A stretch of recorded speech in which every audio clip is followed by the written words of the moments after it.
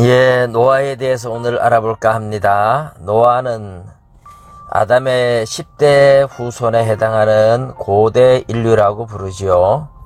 노아의 아버지는 라멕이고 라멕의 아버지는 무드셀라로 969세를 살았던, 성경에서 가장 오래 살았던 사람으로 기록되고 있습니다.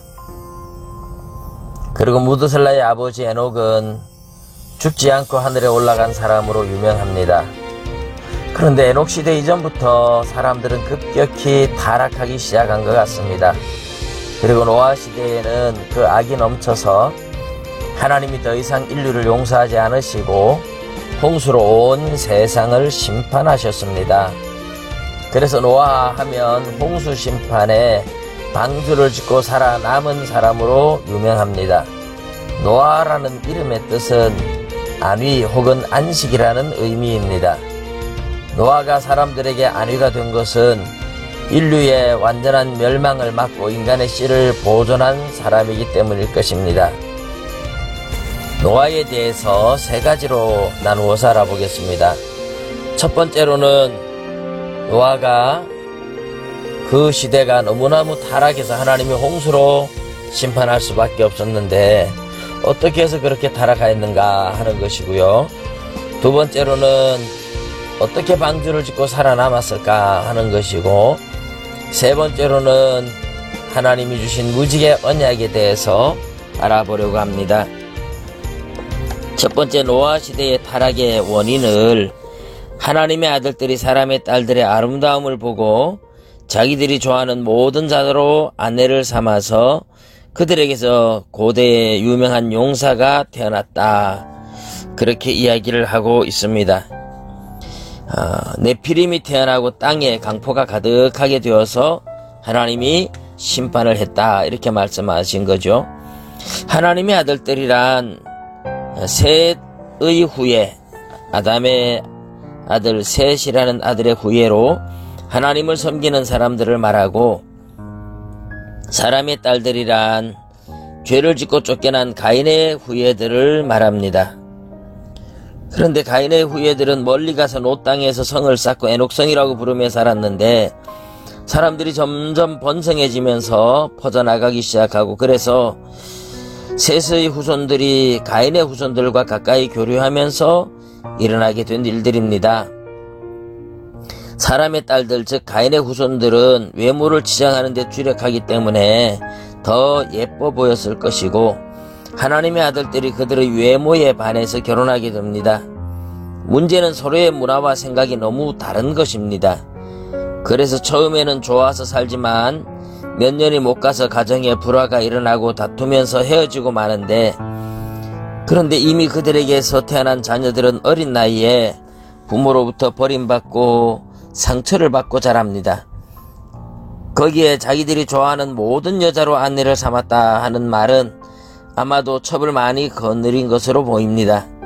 그런 가정에서 태어나고 버림받아 상처를 입고 자란 아이들은 분노 조절 장애를 겪으면서 싸움꾼으로 변해간 것이, 그것이 고대의 용사, 그리고 네피림이라고 부르는 것입니다. 땅에 강포가 가득하다는 것은 그래서 싸움꾼들에 의해서 살인들이 일어난 것을 의미합니다. 하나님께서 그래서 세상을 심판하게 되시는 거죠. 두 번째로 홍수와 방주 이야기입니다.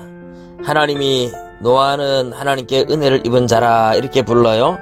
당시에 완전한 사람이라고 부르는데, 그렇게 악하고 타락한 시대에 죄악에 물들지 않고 세속에 물들지 않고 아름다운 믿음을 지킨 사람이 노아입니다.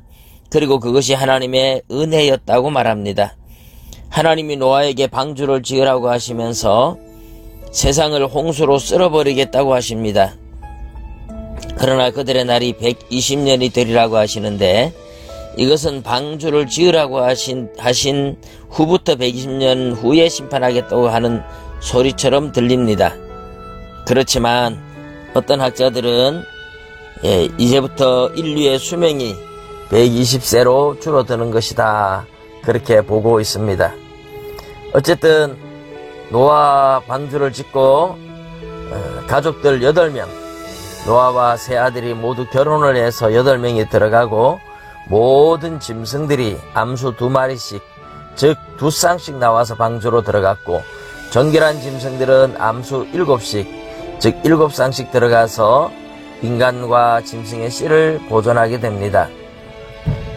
아마 이 홍수시대의 공룡들은 식량의 부족으로 대부분 멸망하게 된 것으로 보입니다. 40일 밤낮으로 비가 쏟아지는데 온 지구가 다 덮이게 됩니다.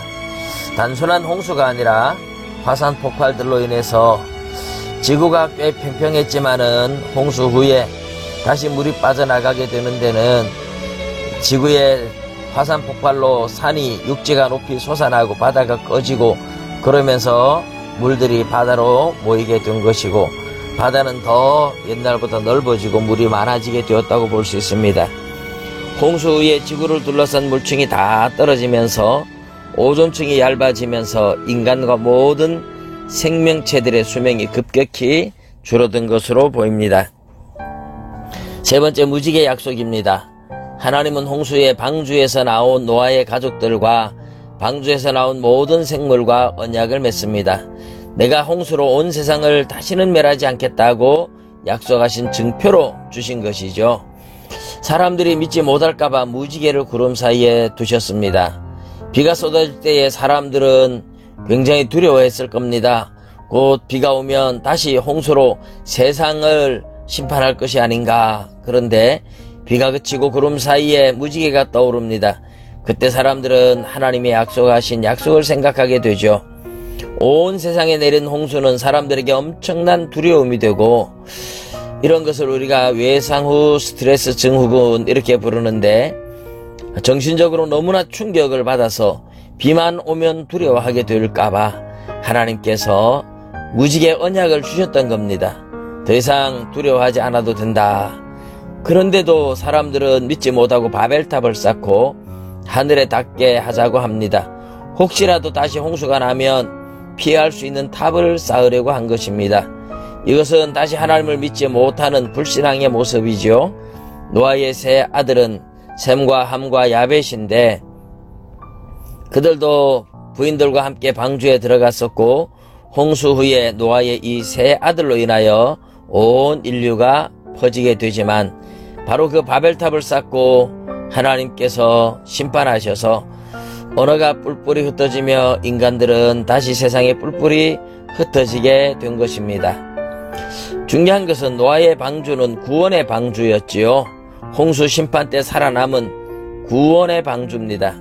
이것은 예수 그리스도 혹은 교회에 비교되곤 합니다. 예수 그리스도의 모형이라고 불리는 것으로 이런 것을 우리는 성경에서 모형론이라고 부릅니다. 노아는 당시에 타락한 시대에 홀로 남은 의인이었습니다. 하나님의 은혜를 입은 사람이었죠. 그래서 방주 안에서 구원을 얻습니다. 오늘 예수 그리스도 안에서 구원 얻는 사람들의 모형이 된 것이죠. 노아는 이렇게 하나님의 은혜를 입고 구원을 얻은 방주에서 살아남은 고대 인류의 마지막이었고 새로운 인류의 첫 시작의 역할을 감당했었습니다.